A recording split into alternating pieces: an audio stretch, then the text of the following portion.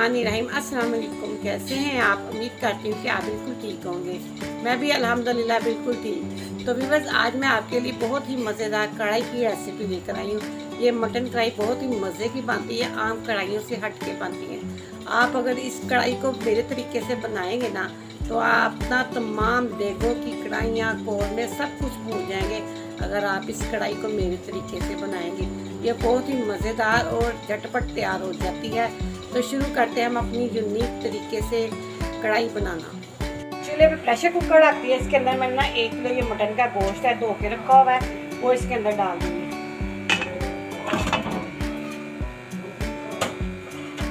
इसके साथ इसके अंदर जाएंगे ये 2 प्याज है मेरे पास, इसका मैंने छिलका उतार दिया है, इसको मैं ऐसे ही डाल दूँगी। साथ इसके जाएगा ये लहसुन, 1 चम्मच लहसुन का पेस्ट है, वो डाल दूंगी मैं।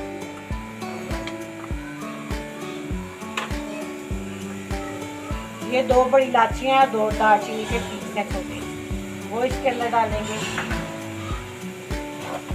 साथ इसके अंदर जाएगा नमक, 1 चम्मच नमक हम इसके अंदर डाल देंगे। और 3 हरी मिर्चें मैं इसके अंदर छोटी हैं, वो मैं इसके अंदर डाल रही हूँ। अब मैं इसको ना ऐसे ही भून लूँगी जब तक इसका ये पानी निकलता है ना गोश्त का, इसको इसके पानी में मैंने भूनना है। तो ये देखिए गोश्त पानी छोड़ है अपना, इसको हमने अब इसके पानी के अंदर मैंने भूनना है गोश्त को, और इतना को भूनना है कि इसका पानी खुशक हो जाए। बहुत मज़ेदार सी ये सालन तैयार होगा, कढ़ाई और कोरने को पीछे कर देगा। इतना मज़ेदार ये मटन का सालन तैयार होगा। आप समझेगा पता नहीं कि कढ़ाई है कि कौरमा, आपको समझ नहीं आएगी कि क्या है। कढ़ाई भी लगेगी और कौरमा भी लगेगा। बहुत मज़ेदार ये मटन की हमारी कढ़ाई कौरमा तैयार होगा। जनाब ये देखिए गोश्त का पानी खुशक हो गया है और मैंने इसको इसी के पानी के अंदर भूना है। तकरीबन 7 से 8 मिनट लगे मुझे इसका पानी खुशक आते हैं इसको भूनते। ये गोश्त मेरा बहुत अच्छी तरह से भुना जा चुका है, आपको नज़र आ रहा होगा कि इसका पानी खुशक हो गया। अब मैं इसके अंदर ना पानी डाल दूँगी इसका गलाने के लिए।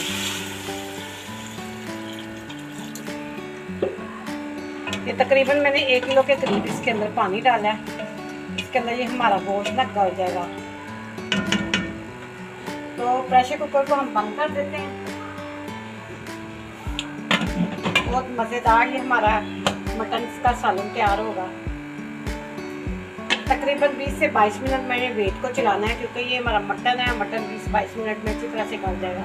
तो अब मैं आपको 20 मिनट बाद मिलती हूँ। तो ये देखिए माशाल्लाह से हमारा गोश्त गल गया। प्रेशर कुकर को मैंने खोल दिया, आपको नज़र आ रहा होगा। अब मैं इसके अंदर से ये जो प्याज मैंने डाला था ना साबुत, वो प्याज को मैं बाहर निकाल लूँ। वो प्याज है,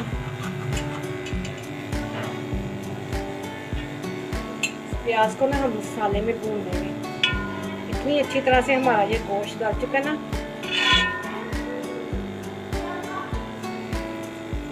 ये मैं आपको दिखाती हूँ हमारा गला होगा। ये देखिए कितनी अच्छी तरह से हमारा गोश्त गल गया। अभी गर्म है, हाथ से हिलता है। अब मैं इसका ना मसाला तैयार कर लेती हूँ। तो अब मैंने कढ़ाई के अंदर ऑयल डाल दिया, ऑयल मेरा गर्म हो गया। इसके अंदर मेरे पास कुछ साबुत काली मिर्चें हैं और जीरा, 1 चम्मच जीरा है और काली मिर्चें हैं, वो मैं इसके अंदर ऐड कर दूँगी और इसको हम फ्राई कर लेंगे। थोड़ी सी काली मिर्चों के दाने हैं और जीरे की खुशबू सालन में इतनी अच्छी आएगी। आप यकीन करें, जब इसको आप मेरे तरीके से बनाएंगे ना, तो आप उंगलियां चाटते रह जाएंगे। अगर आपको ये मेरे सालन की रेसिपी पसंद आए ना, तो लाइक कर देना, ज़्यादा से ज़्यादा शेयर करना, फैमिली दोस्तों में। चैनल पे नए आने वाले लोग सब्सक्राइब जरूर करें। अब ये मेरा फ्राई हो गया। मैं इसके अंदर ये प्याज डाल दूँगी जो मैंने गोश्त के अंदर से निकाला।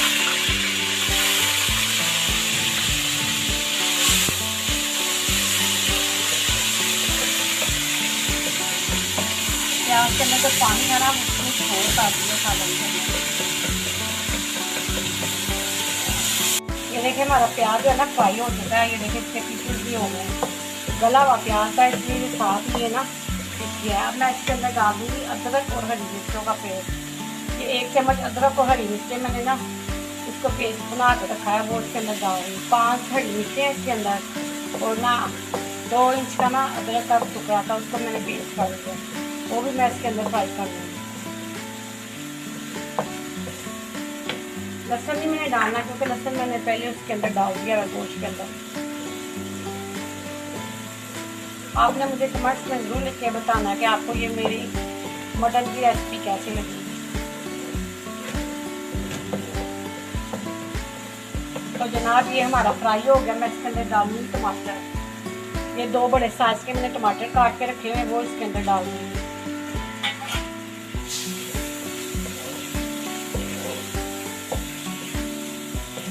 तो ये टमाटर को मैं तकरीबन 4 से 5 मिनट के लिए ढक के रख दूँगी हल्की आंच पे, ताकि ये हमारे टमाटर गल जाए। टमाटर हमारे गल गए हैं।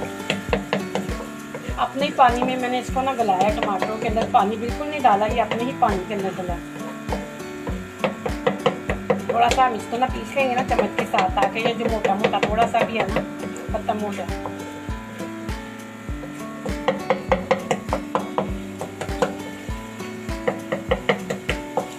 अब हमने क्या करना है, जो गोश्त है ना, गोश्त को इसके अंदर डाल देती हूँ जो मैंने गला के रखा हुआ है।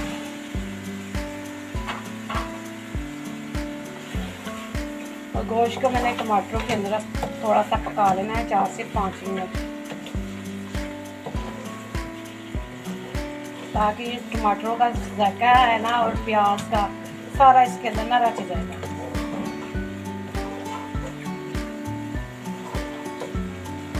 कोली में मैंने ना आधी कोली मैंने ना दही की डाली है, तकरीबन आधा पाव दही है। इसके अंदर मैं डालूंगी लाल मिर्च। ये मेरे छोटे चम्मच है, मैंने 2 इसके अंदर डाल दिए हैं। आपके पास अगर बड़ा है तो 1 भी डाल सकती हैं। आधा चम्मच इसके अंदर छोटा जाएगा नमक का, क्योंकि नमक मैंने पहले भी डाला हुआ है। थोड़ा सा ही डालना है, आप अपने जायके के हिसाब से भी डाल सकती हैं। 1 छोटा चम्मच जाएगा इसके अंदर पिसा हुआ गरम मसाला और पिसा हुआ धनिया जाएगा 2 छोटे चम्मच। धनिया ज़्यादा डालना है आपने पिसा हुआ। इससे ये करने से ये बहुत ही मज़ेदार सालन तैयार होता है। जैसे हम कढ़ाई में डाल लेते हैं या बिरयानी में डालते हैं, इसको हम मिक्स करके गोश्त के अंदर डालेंगे। इससे फ्लेवर सालन का बहुत अच्छा आएगा। तो ये देखिए माशाल्लाह से मेरे सारे मसाले इसके अंदर मिक्स हो गए। अब मैं इसको गोश्त के अंदर डाल दूँगी। तो ये गोश्त भी तकरीबन 5 मिनट हो गया टमाटर के अंदर पकते हुए ना। अब मैं इसके अंदर मसाले डाल दूँगी जो मैंने दही के अंदर मिक्स किया है।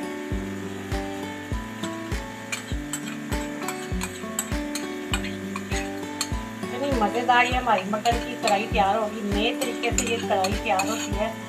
आप यकीन माने जब आप इसको एक दफ़ा मेरे कहने पे बनाएंगे ना इस कढ़ाई को, तो आप बार बार बनाएंगे। डिफरेंट कढ़ाई है, नई तरह की ये कढ़ाई है। मेरे कहने पे आप इसे एक दफ़ा ज़रूर बनाइएगा। देखो हम डाल के इसके अंदर 2 से 3 मिनट पकाएंगे।